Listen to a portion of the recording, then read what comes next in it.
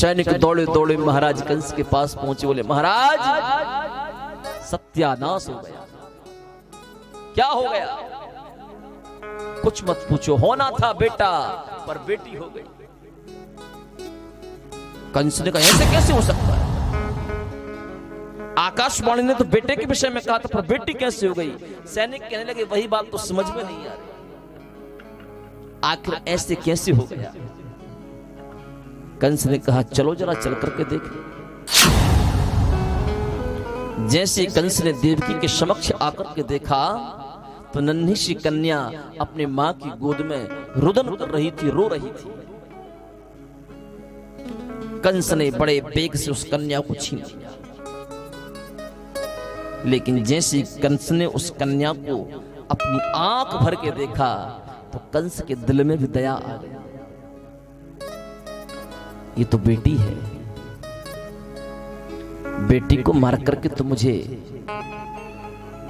जघन्य पाप लगेगा, बेटियों पर अत्याचार नहीं करूंगा। कंस ने वो कन्या वापस कर दी,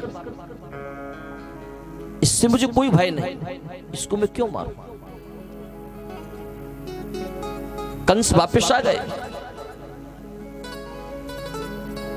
राजा परीक्षित ने भगवान सुखदेव से पूछा प्रभु कंस ने उस कन्या को क्यों छोड़ दिया?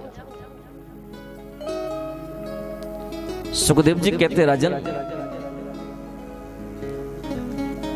कंस पापी है, अत्याचारी है, अधर्मी है, पर बहन बेटियों पर अपराध करने से कंस को भी भय लगता है।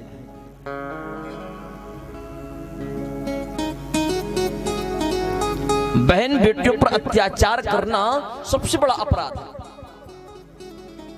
एक बात कहूं,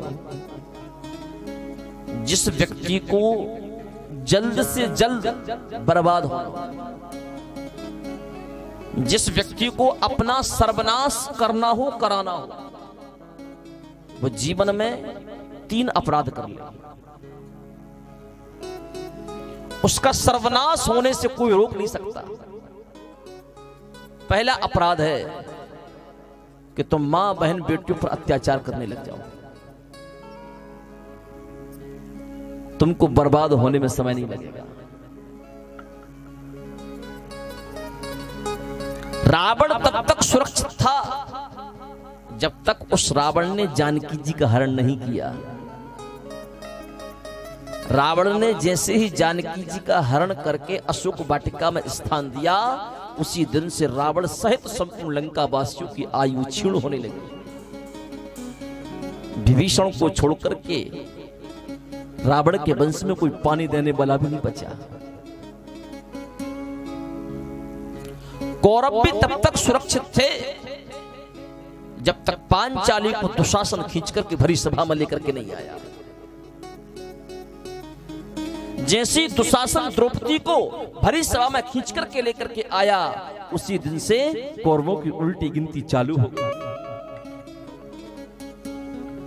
जिसने बहन बेटियों पर अत्याचार किया, वो चाहे रावण हो चाहे दुर्योधन हो, इनका समूल विनाश हुआ है। इसलिए बहन बेटियों का सम्मान करो, बहन बेटियों की इज्जत करो।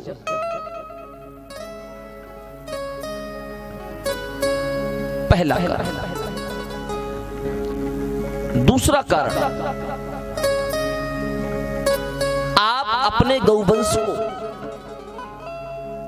कसाईयों के हाथ में बेचने लग जाओ, आपको बर्बाद होने में समय नहीं लगेगा।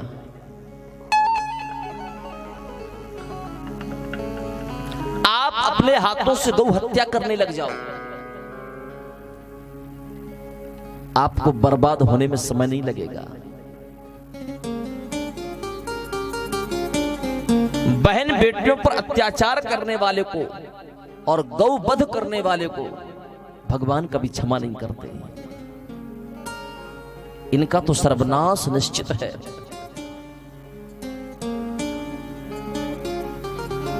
तीसरा कारण, किसी भी ब्राह्मण को अपने घर का नौकर बना करके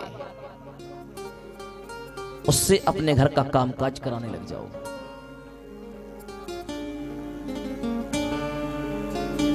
बर्बाद होने में समय नहीं लगेगा।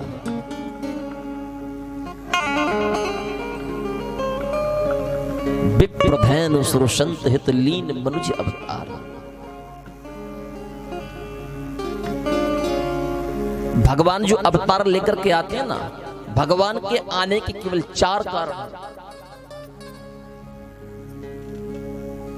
ब्राह्मणों पर अत्याचार होने लग जाए तो समझना ये भगवान आने वाले हैं।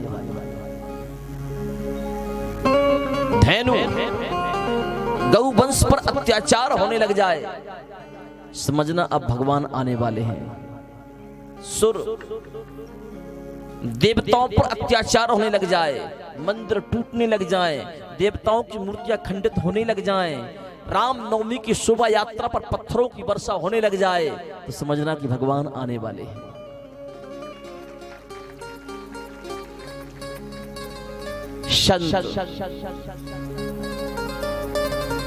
पालघर जैसी भूमि में निरपराध संतों को भरी सभा में जन समूह के मध्य में मार दिया जाए और ऐसे दुष्टात्माओं पर कोई कार्रवाई ना हो, जब ऐसे संतों पर अत्याचार होने लग जाए तो समझना भगवान आने वाले हैं।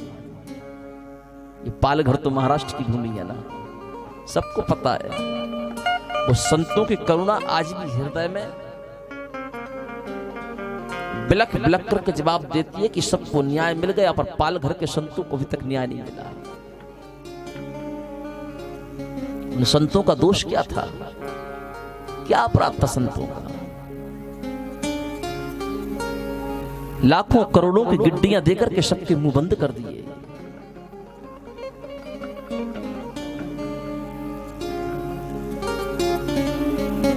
संतों पर, गौवंश पर, ब्राह्मणों पर, देवताओं पर, बहन बेटियों पर अत्याचार करना व्यक्ति स्वयं अपनी बर्बादी की शुरुआत करता है।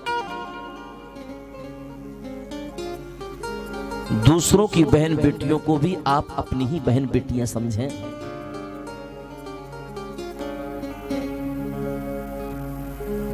क्या आज के समय में लोग कंस से भी ज्यादा निकृष्ट हो गए? कंस को तो दया आ गई कि मैं बहन बेटियों पर अत्याचार नहीं करूंगा, पर आजकल के लोग जब तक विवाह नहीं होता, महाराज हमारा विवाह नहीं होता, बताओ ना हमारी शादी कब होगी, कहां होगी, कौन सी दिशा में होगी, ससुराल कैसी मिलेगी। और जैसे तैसे शादी हो गई। शादी होने के बाद जिस बेटी को आप अपने घर की बहू बना करके लेकर के आए हो, जिस पिता की बेटी को आप अपनी पत्नी बना करके लेकर के आए हो, आप उसको ताड़ित कर रहे हो, लाठियों से पिटाई कर रहे हो। ज्यादा कुछ होता है उसको फांसी के फंदे पर लटका दिया जाता है, और ज्यादा कुछ होता है उसके ऊपर पेट्रोल डीजल, उसके ऊपर तेल डालकर उसको आग लगा दी जाती है।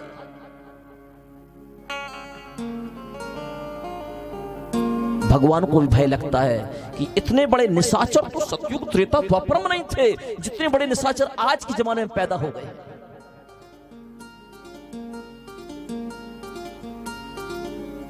एक बात कहूं, आप कितने भी सत्कर्म कर लेना, कितने भी पुण्य के काम कर लेना, लेकिन जिस घर में बहन बेटी के आंख से दुख के आंसू गिरते हैं ना, उस घर में कभी बरकत नहीं हो सकती, उस घर में कभी रिद्धि सिद्धि नहीं रह सकती। कितना भी कमा लेना आप, कभी कर्ज से मुक्त नहीं हो सकते। और जिस घर में प्रसन्नता पूर्वक बहन बेटियां रहती हैं, जिस घर में प्रसन्नता पूर्वक गौवंश रंभा करके हरी हरी घास खाती है, उस घर में तो 8 प्रकार की सिद्धियां, 7 प्रकार की लक्ष्मियां और साक्षात लक्ष्मी नारायण भगवान स्थापित रहे। इसलिए भाइयों से प्रार्थना है, आप कथा सुन रहे हैं, आप अपने अपने घर में अपने बच्चों को, अपनी बहन बेटियों को, अपनी मां एवं अपनी पत्नी को खुश रखने का प्रयास करें। इनकी आंखों से कभी दुख के आंसू ना निकलें। ये कथा का मूल सार है।